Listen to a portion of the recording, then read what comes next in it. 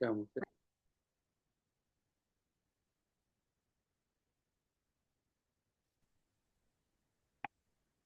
Muy bien, aquí veíamos entonces sus participaciones muy interesantes. Maestra Araceli, considero que el constructivismo, ¿verdad? Me gusta ser guía de los estudiantes. Aunque pues son pequeños, me gusta que ellos sientan entusiasmo. Muy bien. Al construir el conocimiento. Considero que mi práctica se basa actualmente en la reforma actual, maestra Rubí dice, ya que subraya la incorporación, la importancia del aprendizaje situado, lo que mencionábamos, y ahí es muy bueno. Me gusta mucho también el aprendizaje situado, el enfoque inclusivo, la equidad y justicia social, aspectos que se encuentran plenamente alineados con el paradigma socioconstructivista. Muy bien. Además de, se reconoce al docente como un agente clave, que no solo transmite conocimientos, sino que también que facilita experiencias de aprendizaje significativo, proporcionado que cada estudiante alcance su máximo potencial. Nuestra cualidad, y considero que mi práctica docente se encuentra guiada por el paradigma constructivista, puesto que sostiene que el aprendizaje es un proceso activo y social, donde los alumnos, en mi caso, de nivel primaria, construyen aprendizajes incluyendo experiencias, dialogando con sus compañeros, siendo guiados por el docente.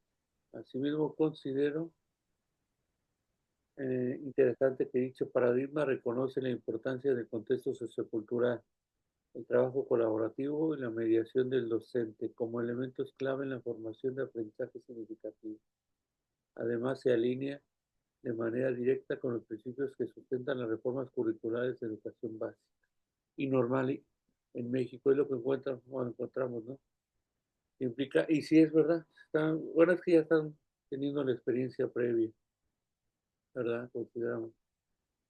Con el que me dice maestra Adriana, comencé mi proceso de enseñanza formativo, fue constructivista, también decía, a partir de la enseñanza previa. Actualmente estoy trabajando como competencias en combinación con la metodología VIC. Ah, bueno, la acabo. Es interesante, ahí tenemos oportunidad de que nos comenten esta metodología. La reforma educativa, ya veíamos de la maestra Teresa.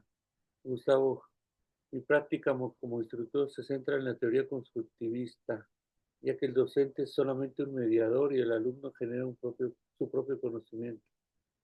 El aprendizaje basado en proyectos, el diálogo socrático, los foros de discusión y debate, el storytelling y el análisis de casos reales forman parte de la práctica que aplico.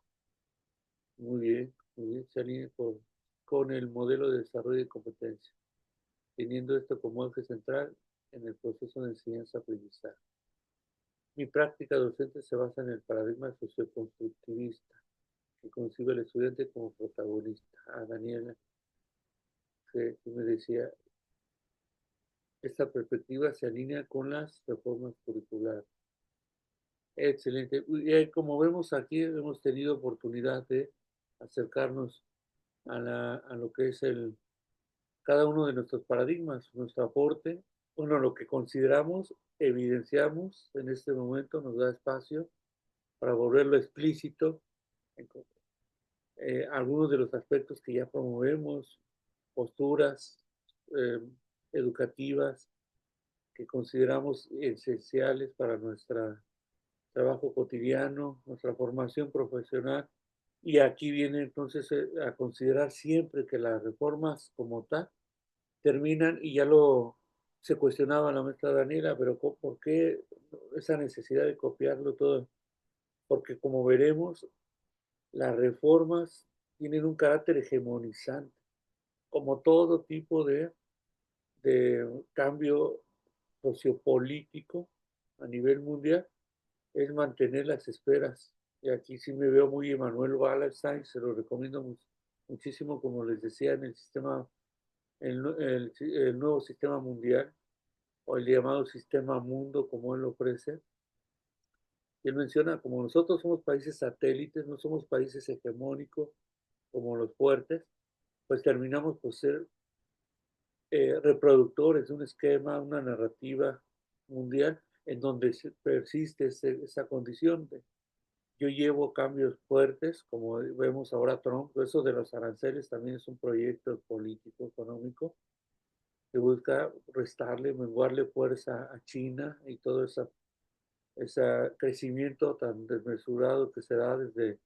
a finales de los 70 y en la actualidad ya está llegando a su punto culminante la, la nación china y en lo que busca es volver a retomar las riendas socioeconómicas. Los Estados Unidos se implementan los aranceles.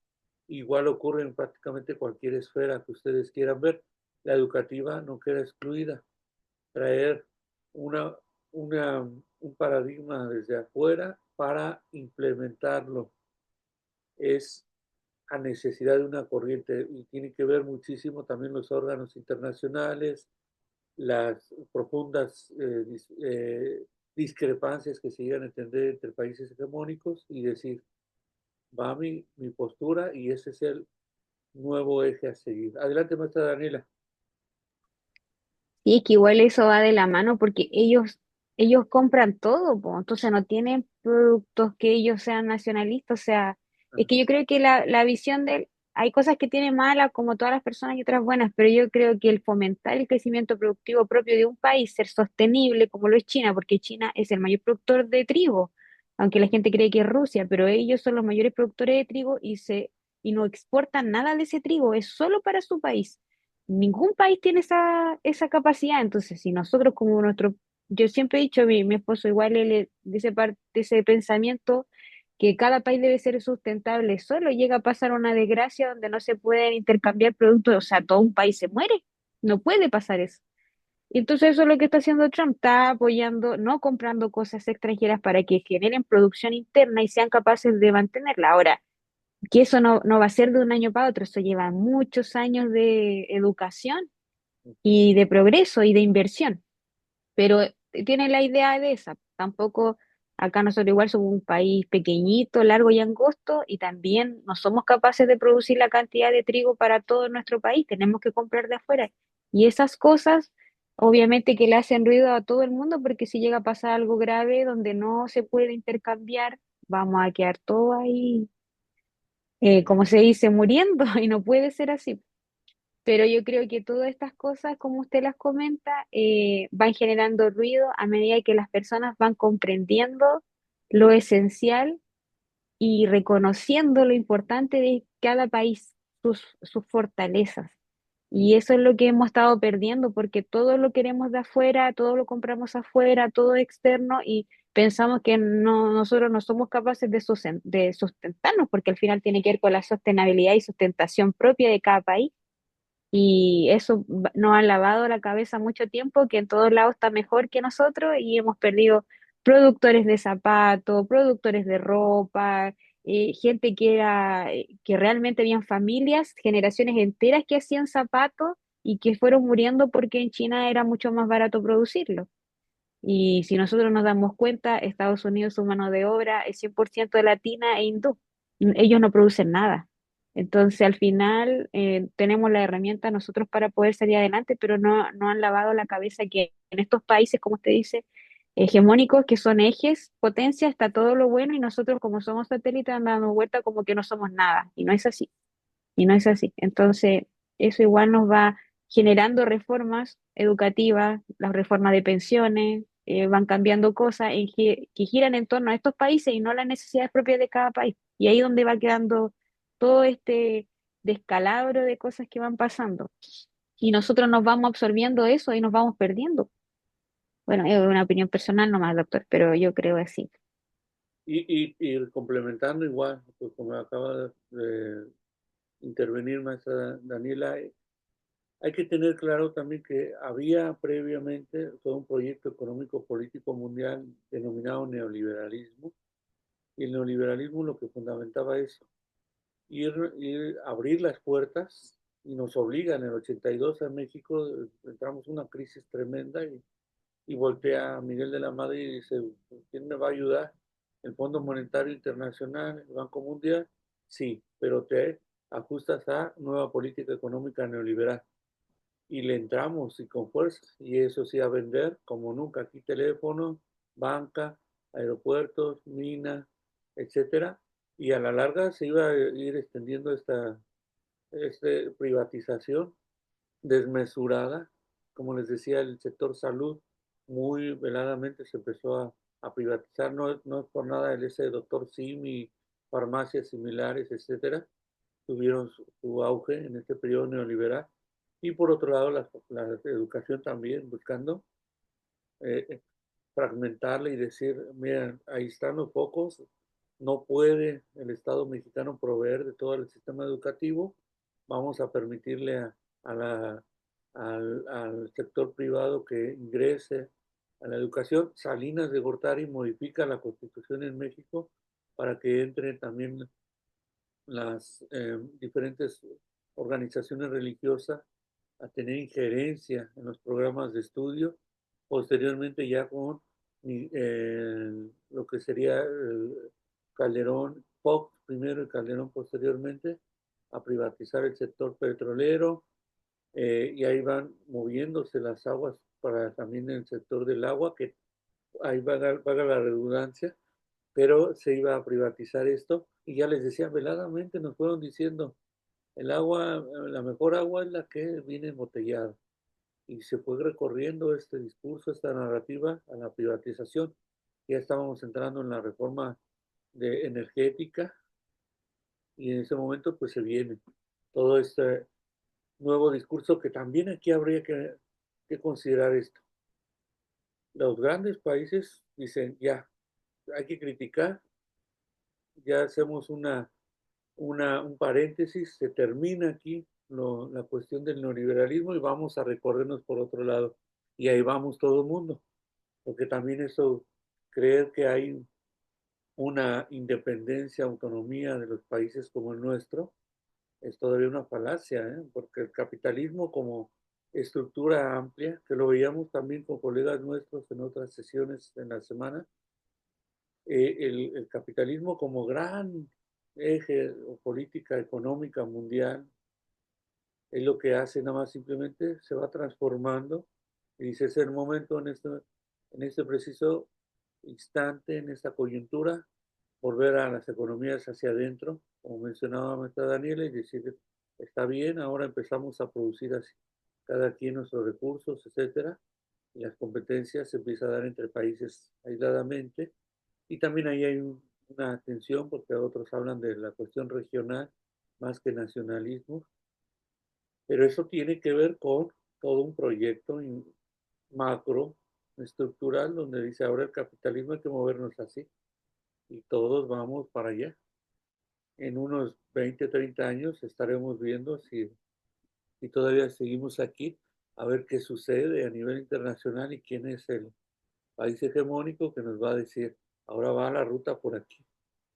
Y veamos en la educación es otro de los elementos.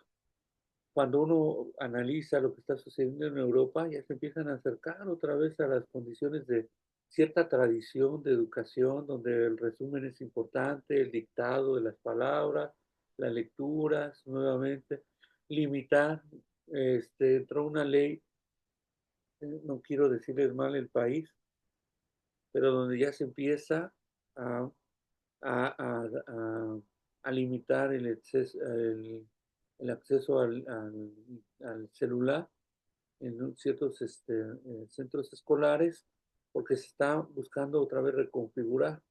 Ahora la educación va con un sentido mucho más práctico, acercándonos a nuestras vivencias cotidianas, etcétera, pero también acercando un poquito el avance de la tecnología, aunque diríamos varios de nosotros, no sé, salvo mejor opinión de ustedes, pues la tecnología es presente y sigue dando mucha fuerza y viene ahora elementos disruptivos como sería la IA y también todos esos grandes cambios o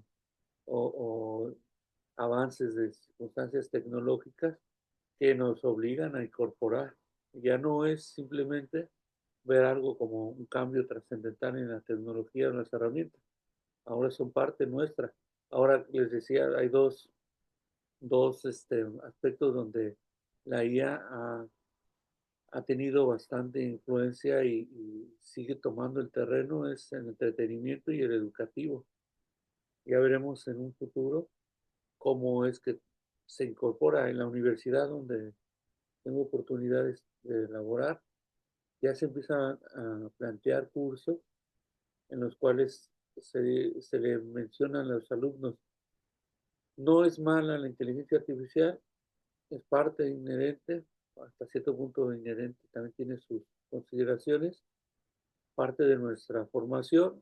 Ahora hay que guiarte, orientarte o facilitarte la, los, la noción o la orientación clara sobre cómo usarla para tus trabajos de investigación, tus informes, ensayos, pero se viene sustituyendo, ¿eh? Eso también lo veía en otras universidades de aquí en México, en Zacatecas. Me impactó mucho, pero lo he tratado de asimilar bastante esto. Y lo implementamos acá en la Universidad Ciudadana de Nuevo León, otra escuela del estado, donde ya no se les está pidiendo que realicen informes, ensayos, porque se ha hecho mucho desgaste del mismo. Ahora se pide video en varias plataformas, infografías, podcast, hacer uso de todas esas herramientas sustituyendo la labor de informe o ensayo. Y ya se empieza a pedir a ustedes, y estoy seguro que no van a estar fuera de esta también, de esta lógica, que cuando hagan ustedes su presentación escrita, porque es fundamental escribir, pues es parte de nuestro desarrollo profesional y estamos hablando de una exigencia muy amplia en la cuestión doctoral, el escribirlo, todas, pero presentarlo en video o mediante infografía o podcast. Eso es lo que se les van a estar pidiendo, dado que esa es, creo que, la tendencia que se aproxima muy rápidamente en estos momentos. Adelante, adelante, maestra Daniel. Es que yo creo, doctor, que a medida que esto ha ido avanzando con la tecnología, igual ha sido, bueno, yo siempre he manifestado que a mí me gusta la tecnología y me gusta la inteligencia artificial, pero la gente, como en todas las cosas, la mal utiliza. Yo creo que el tener un partner tecnológico que converse con uno y discrepe, porque a veces pasa que no hay colegas que tengan la misma información o más información, entonces al final uno queda estancado en el conocimiento. Y ya sabemos que por la teoría constructivista nosotros somos gente, el ser humano es gente que construye en comunidad, entonces tenemos que trabajar conversando, hay que interactuar, buscar opinión, eh, reforzar esa opinión o en este caso ampliar la opinión, por decirlo así. Entonces es importante tener alguien con quien conversarlo y discutir.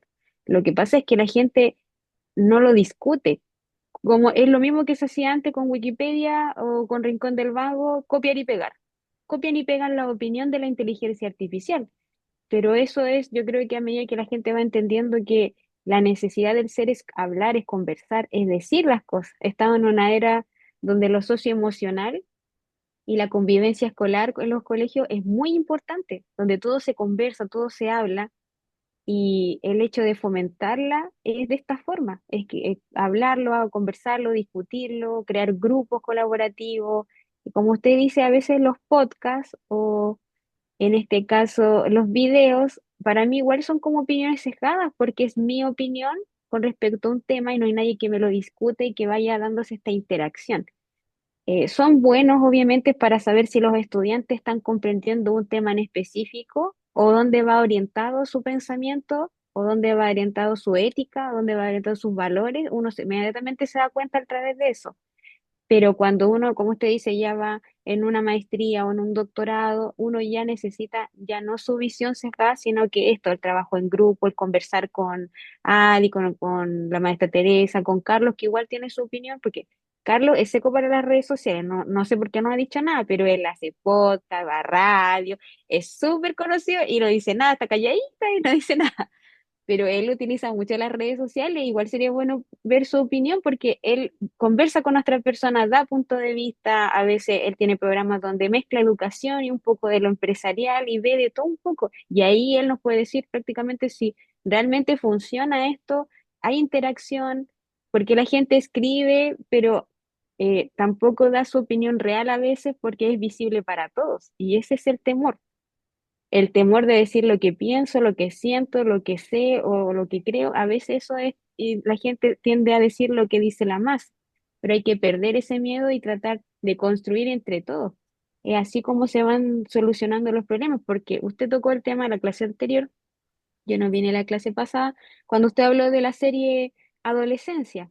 Los niños crean su propio mundo bajo su propia mirada y bajo esta estructura lineal. Entonces no tienen con quién conversar eso, por eso al final su distorsión de la realidad se va creando entre ellos solos, en un mundo de cuatro paredes, en una pieza solo. Y eso es lo que les hace falta, interactuar. Interactúan con personas que tienen los mismos intereses y a veces los mismos conceptos, entonces no hay una integración del conocimiento, sino que sea un aislamiento, es la realidad.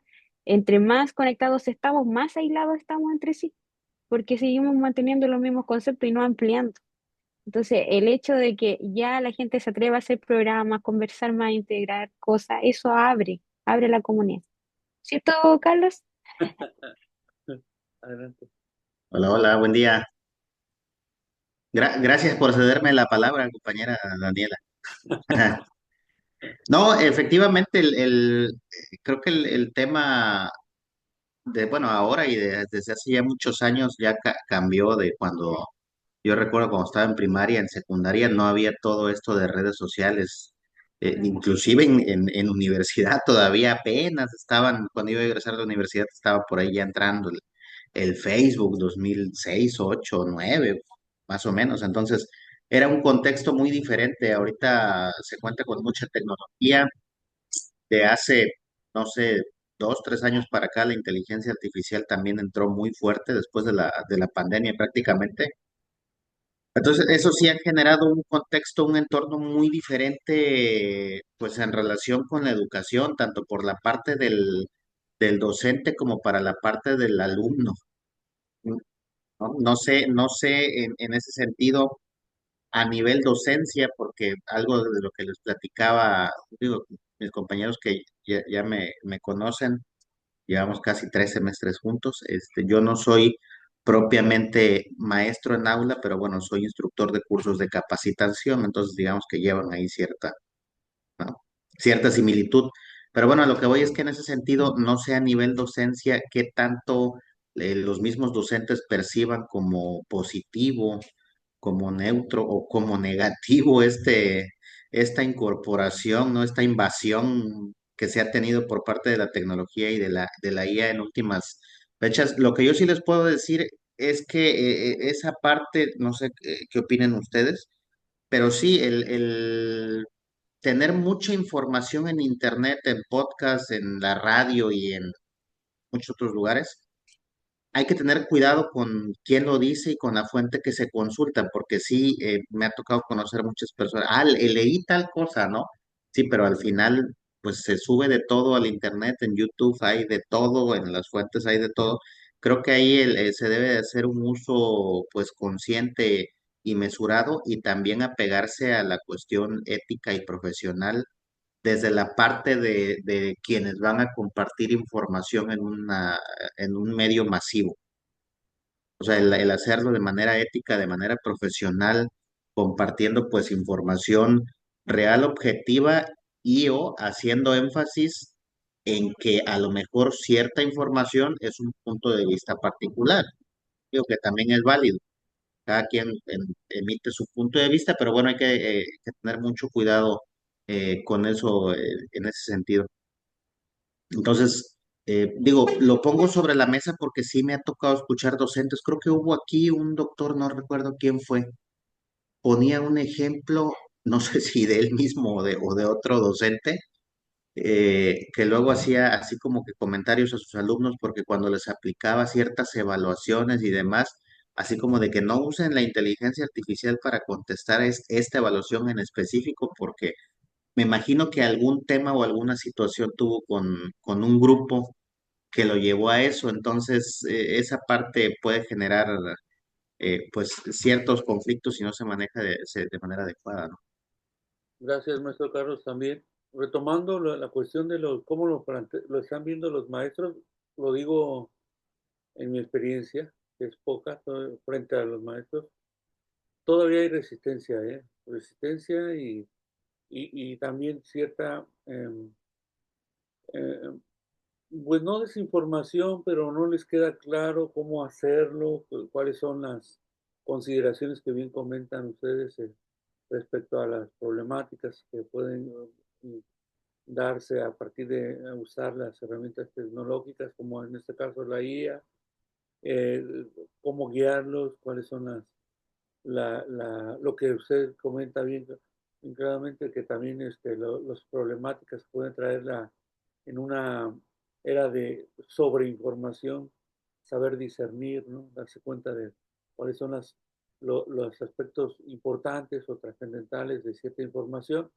Y eso es lo que he encontrado, mucha resistencia todavía a ese plano, más ahí a lo que he visto y lo que también asumo como trascendental, pues estamos entrando en una etapa donde ya prácticamente es uso cotidiano y lo veo como una herramienta eficaz para llegar al fin de la comprensión del tema, del contenido, que sí habrá sus valoraciones, sus críticas, reflexiones a lo mismo, pero ocurre prácticamente, si nos vamos a la historia, en cualquier etapa de la humanidad donde se empiezan a presentar estas grandes transformaciones o coyunturas, ya digamos la revolución industrial, posteriormente lo que es la revolución de las comunicaciones, la segunda revolución industrial, cerrando en este momento ya con la tecnología o lo que sería la denominada revolución digital, pues creo que va a venir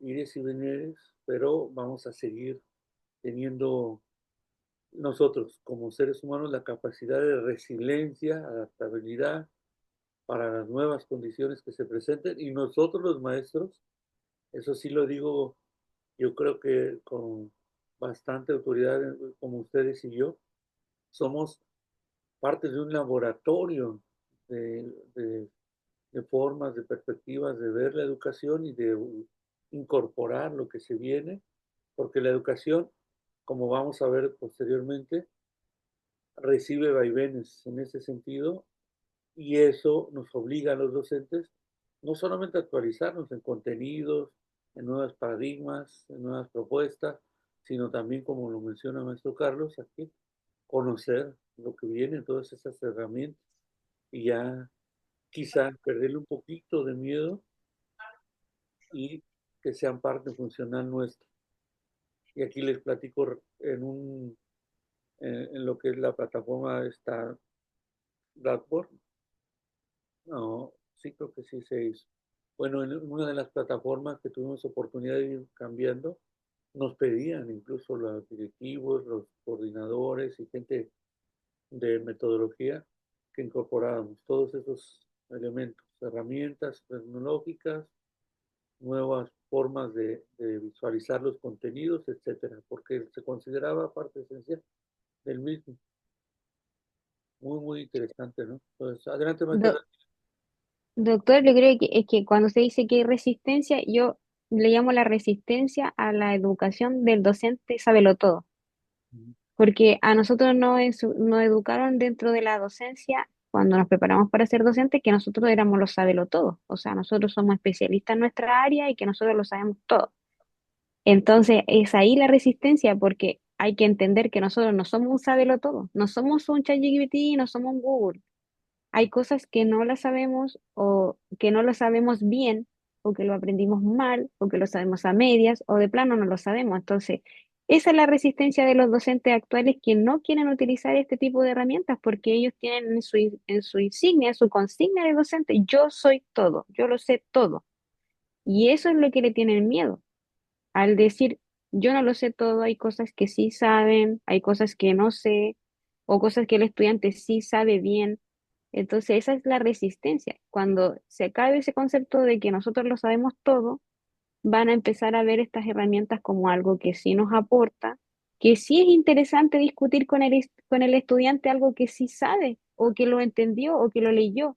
Sabe que yo leí sobre este tema y aprendí esto. Es interesante conversar con un estudiante, pero nosotros, la mayoría de la formación docente, le tiene miedo conversar con el estudiante, porque cree que es como un ego de poder, que el estudiante quiere sobrepasar al docente, entonces que uno va a quedar en menos, en una posición menos y el estudiante en una posición más. Pero no es así. Entonces yo creo que por ahí va esta resistencia, que yo siempre le digo a mis colegas, ustedes están en la resistencia al saberlo todo, que ustedes se lo saben todo y que no es así, no lo sabemos todo. Estamos Al, transitando en esto y vamos aprendiendo todos. al final, creo que no hay que perder de vista, pues lo que mencionó en su momento Charles Darwin, ¿no? O sea, no es la especie más fuerte la que sobrevive. Ah, Entonces, creo que, sino la que se adapta mejor a los cambios. Entonces, creo que ya desde hace algunos años, la especie, ¿no? Entre comillas, que está en que necesita adaptarse a esta, pues, evolución, pues es la de los docentes o bien todos aquellos que en cierta forma nos dedicamos a transmitir conocimientos en algún contexto. Entonces, pues ya los vientos de cambio soplan desde hace algún tiempo. Las reformas educativas en México se han dado a lo largo de los años, con sus diferentes contextos, con cosas positivas, negativas. En otros países como Sudamérica, de Sudamérica, también se han dado reformas educativas en diferentes cuestiones, pero bueno, sí hay que pues trabajar mucho en ese sentido, ¿no? es correcto, totalmente de acuerdo con sus opiniones. Y aquí esos son los grandes retos, ¿no? Como docentes, como yo lo veo, bueno, dice el maestro Carlos, yo soy instructor, si no estoy diciendo mal la palabra, pero yo lo veo también como una parte esencial de un profesor, igual. Nosotros somos instructores, facilitadores, en muchas ocasiones repetidores de ese conocimiento, etcétera. Y ahí hay una valía sustancial. Es como siempre lo digo, el término que yo hable de colegas es que porque estamos dándonos un estatus donde tenemos esa oportunidad de hacer cambios sustanciales con el alumno y también adquirir un compromiso constante. Y ya que ustedes estén en nivel de posgrado, habla también de que van buscando, si no niveles de excelencia, sí, como decía maestra Daniela, acercarnos a etapas reflexivas, críticas sobre lo que sucede en nuestro entorno para tener claridad. Ahora sí que, como dice Sean, en nuestra investigación, acción, o cuando hacemos reflexión, acción sobre nuestro acontecer cotidiano, siempre nos va a permitir, sobre todo esos espacios. Seminarios, lo veo siempre en este sentido, son espacios reflexivos constantes para que cuando estemos en nuestra práctica docente, de manera a veces evidente o no, lo llevamos a cabo en clase, lo implementamos en en este ir y venir de reflexivo constante. Ay, yo quería que me fui a la otra página, pero aquí nos regresamos. Y tomando en consideración lo que bien comentan de la cuestión educativa, dejen a ver, si ya no me equivoco aquí. Me quedan menos de 10 minutos, otra vez, aquí me trae esto, el Zoom, ida y vuelta, pero creo indispensable acercarnos a esto que viene enseguida, a ver si no lo adelanto más. Ah, bueno, aquí me voy a acabar. Eh, otro elemento. Hablando de esas definiciones, y aquí nos va a permitir reflexionar también de ese aspecto, analizar la OCDE y la UNESCO en sus años respectivos, 2004 y 2005, nos hablaban de lo que es la denominada educación de calidad. Y aquí viene un aspecto crítico. Ellos, bueno, dicen que un sistema educativo debe lograr que todos los estudiantes alcancen resultados de aprendizaje relevantes para la sociedad actual, en un entorno de equidad, eficacia y eficiencia.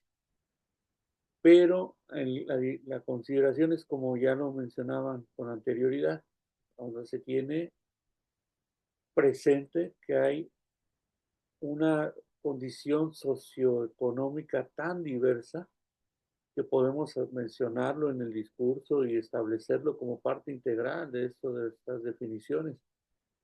La situación es que cómo se presenta ante este panorama, si hablamos de cambios sustanciales en ciertas regiones, ciertas localidades, comunidades, estados, para el caso de México, de la República, donde por un lado se está avanzando en ciertos aspectos de la currícula, pero por otro lado se dicen, pues es que las limitaciones que nos da la geografía, y aquí me voy con Fernand Braudel, un gran historiador del siglo XX, francés, donde mencionaba, pues para entender cualquier fenómeno, cualquier circunstancia hay que hacer una aproximación de carácter holístico, y que es entender que tanto una situación económica, geográfica, cultural, de tradiciones antropológicas, etcétera, terminan por incidir en las condiciones de un país, de una localidad y en nuestro caso de un sistema escolar. Entonces habría que preguntarnos al mismo tiempo si estamos hablando de una condición de calidad, bueno, que ya es, como les comento, se está rebasando este aspecto, pues en la actualidad también habrá que entender cómo surge. Y para mí mi interés entonces es que ustedes conozcan esta transformación, ese impacto que se da en el sistema escolar y volvemos al tema, cómo se implementa en esos países y posteriormente se van alojando en diferentes regiones del planeta, incluyendo aquí como Latinoamérica, África, Asia. Bueno, Asia, que hasta la fecha sigue siendo resistente a eso, dado que ellos consideran que su sistema educativo es muy particular y con ciertas características, etcétera.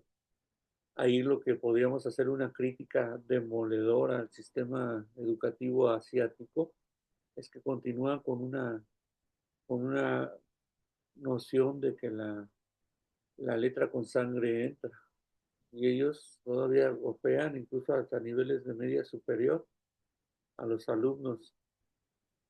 Mientras que a beneficio, porque yo soy de la generación de los golpeadores, de los que recibieron golpes y bastantes en el sistema educativo para memorizar sobre todo lo que nos iban explicando o cuando nos daban la clase los maestros, pero posteriormente ya viene esa crítica muy bien realizada, fundamentada, donde dicen, pues no, en realidad son otras consideraciones en este aspecto en centros escolares, donde hablamos de fomentar la creatividad, el cambio sustancial en las formas de pensar, en las formas de concebir tu, tu, tu sociedad, tu entorno, etcétera, y alejarnos de ese aspecto de la agresión física, no así la verbal, que continúa vigente, como ya mencionábamos, incluso de anterioridad, pero bueno, para el caso de nuestro sistema escolar occidental, y aquí también hay que dejar claro esto, el sistema occidental compete a lo que es Europa, sería Inglaterra, Francia, les decía, Bélgica, Italia, Portugal, España, son los occidentales, Holanda, Alemania, por supuesto, Francia, ya lo mencionaba, y para el caso de América, pues Estados Unidos, Canadá y Latinoamérica, que se ve obligado a entrar en un sistema occidental.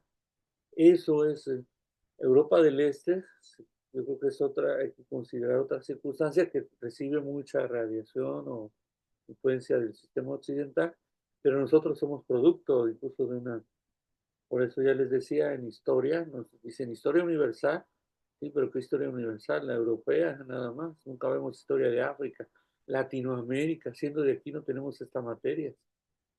Esto tiene que ver con históricamente, y aquí lo veremos, cómo la escuela surge desde una concepción